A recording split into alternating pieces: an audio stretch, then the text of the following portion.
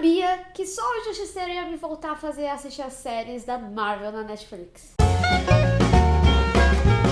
Mais um vídeo de análise aqui no canal e dessa vez a gente vai falar de Justiceiro. A gente tá aqui na semana dos quadrinhos, né, no canal, parece que a gente falou de Liga da Justiça e agora a gente vai falar de Justiceiro, então se você gosta desse tipo de conteúdo, já aproveita e se inscreve aqui no canal e clica no sininho pra receber notificação de quando tiver um vídeo novo e já deixa seu like aí pra contribuir. Primeiro eu tenho que falar que eu já tinha gostado do personagem sendo interpretado pelo Jon Bernthal, que inclusive era o Shane de The Walking Dead, melhor personagem da série, depois que...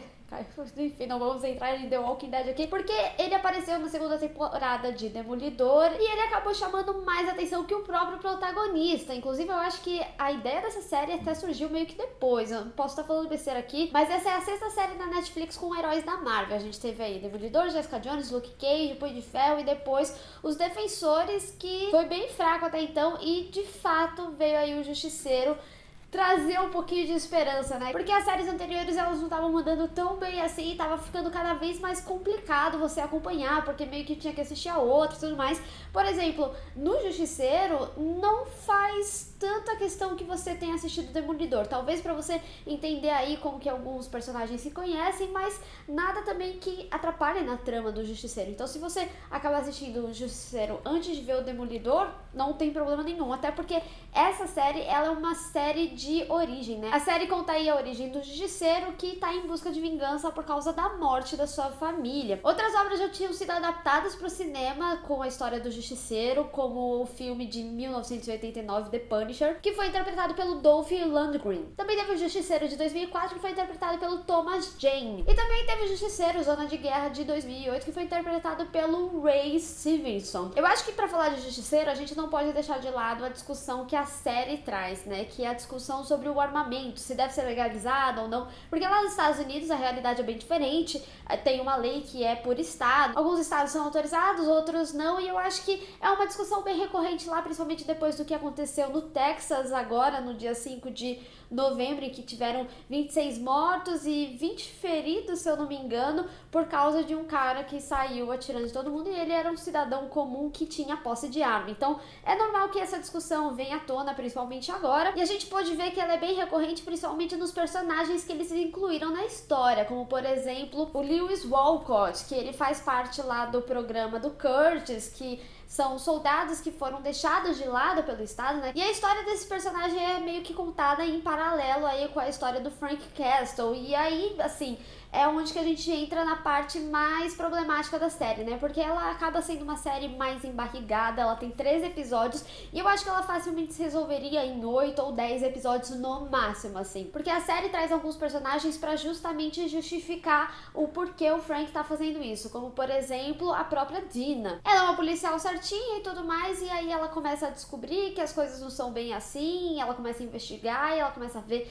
quem que é corrupto, inclusive pessoas que talvez ela admirasse dentro do trabalho dela, não sabe muito bem em quem confiar. Então mostra ela com a decepção sobre o Estado, que não é bem assim que as coisas funcionam, e lá no início da série a gente tem um diálogo entre ela e a mãe dela que fala assim, poxa, aqui é o país da liberdade e eu vejo como o país deu oportunidade para pessoas como você e o meu pai que não são daqui ficarem ricos. Então ela tem essa visão e depois ela tem uma outra visão porque as coisas funcionam completamente diferentes. E aí dentro daquela discussão do posse de armas a gente tem a Karen Page, que seria basicamente eu ou você, uma pessoa comum que usaria a arma somente para sair da violência das ruas, de se sentir seguro de alguma forma, que já é diferente da visão do Lewis, né? Porque na realidade ele era um ex-soldado, então ele era treinado, já tem uma implicância maior, mas ele teria talvez uma posse de armas e que não seria tão conveniente. E aí ele também serve meio que um ponto de equilíbrio aí para as pessoas entenderem que o Frank ele não é tão lunático assim, sabe? E que na realidade ele é humano, né? Ele tá indo em busca de vingança porque ele também vê que na mesma desilusão ali da Dina, ele também tem a mesma desilusão que o sistema não funciona.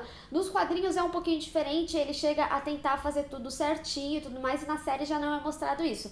Mostra que ele vem aí com essa vingança, que aí ferraram a vida dele, e é por isso que ele quer se vingar, porque é o único jeito de conseguir a vingança dele e fazer com que as pessoas paguem pelo que elas fizeram. E aí o Lewis, ele serve de ponto de equilíbrio pra mostrar que o que o Frank faz é correto e é aceitável, e o que ele faz já é muito lunático, apesar dele contrapor o tempo todo em que ele é um cara que nem ele e tudo mais. Então, eu acho que no meio dessa justificativa e desilusões dos personagens, a série acabou ficando embarrigada e se perdendo um pouco na história principal, que seria a origem do Frank Castle. Na realidade, na origem do Justiceiro. Com certeza, o Justiceiro vai ser uma das séries mais pesadas que você vai ver nos últimos tempos, porque eu acho que ela é uma série extremamente corajosa. Eu tenho que falar pra vocês, os 3 últimos episódios simplesmente compensam qualquer barriga que a série teve. Eu posso estar falando um pouco pelo meu lado, assim, de fã, porque eu tava louca pra ver essa série. Quando eu vi ele no Demolidor, eu, tipo, esquece Demolidor! E era, tipo, minha série predileta da Marvel até então, sabe? Eu não gostei muito de Jessica Jones, eu gostei mais do vilão. Tem vídeo aqui no canal, inclusive, que eu falo de Jessica Jones, mas o Justiceiro era assim, tipo, a série é do cara, eu vou gostar do cara, porque ele é um cara humano, ele era um fuzileiro naval, né? E aí o cara é super treinado e tal, e eu tenho que falar da interpretação do John, cara, porque eu acho que toda essa violência que a série traz, sendo mostrada, e cenas bem explícitas, inclusive, elas são muito bem construídas, e eu acho que todo o peso também da cena se deve muito ao John, o jeito que ele fez, sabe? Cara, quando ele começa a gritar no meio da loucura e sai tirando, você fica assim, caraca, que foda!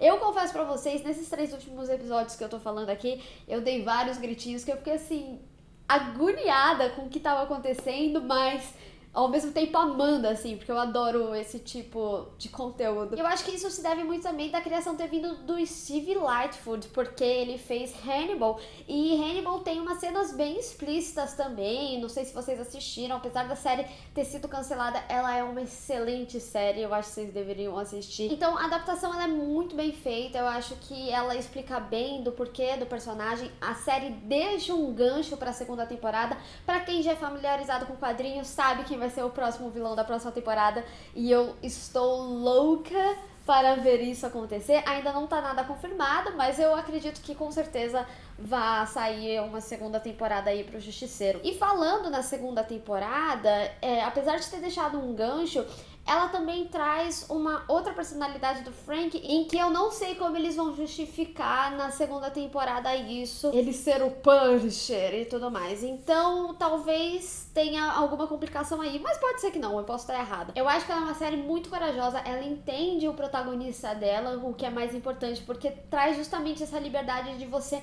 poder ser bem violento, ter cenas bem violentas. Tem uma cena no último episódio que teve gente que achou meio gore e tudo mais. Eu não sei se eu sou forte, né? Porque tem um filme de terror que eu não vou lembrar agora, mas o cara colocava tipo uma navalha assim perto do olho e eu era a única que ficava assim assistindo. Às vezes eu dou meus gritinhos, mas eu tava assistindo e meus amigos tudo, ai, para. E então eu acho que talvez eu seja um pouquinho mais forte nesse aspecto pra conseguir assistir essas cenas.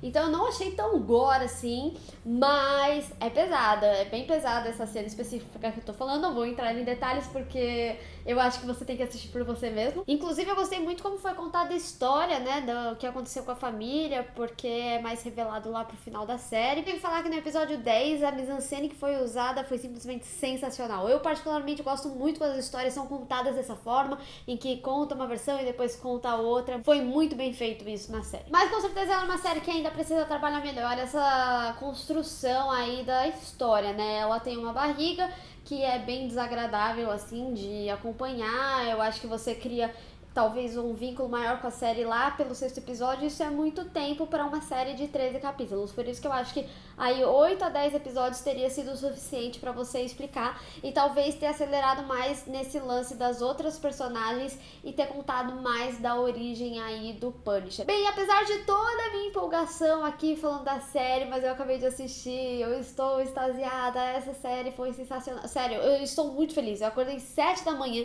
pra terminar de assistir, pra conseguir trazer aqui esse vídeo. Mas na crítica lá fora, ela tá bem assim, mediana, né? No Rotten Tomatoes, ela tá com 65% de aprovação e no Metascore com 52%. Não é uma boa nota, é uma nota bem mediana. Mas aqui no Crossers por Freud, você aproveita aqui a minha empolgação e eu dou um 8 de 10. Eu acho que a série, ela não tem tantos defeitos técnico, tirando essa barriga mesmo, que faz com que a série seja uma catástrofe, ou seja tão mediana assim, né? Ela não precisa ser tão baixa, assim, eu acho que é muito bem adaptada, ela dá o que o fã quer e ela assume o personagem que eles têm. Mas deixa aqui nos comentários, você acha que vai ter uma segunda temporada e o que você espera? É lógico, se você for comentar algo de spoiler da primeira temporada, não esqueça de deixar bem grandão entre parênteses spoiler, pra pessoa que não assistiu conseguir escapar deles. Então, não esqueça de deixar o seu gostei se você gostou desse vídeo, compartilha nas redes sociais, inclusive, me segue lá e também se inscreve aqui no canal, tem 2 vídeos por semana. Então, até o próximo vídeo, tchau!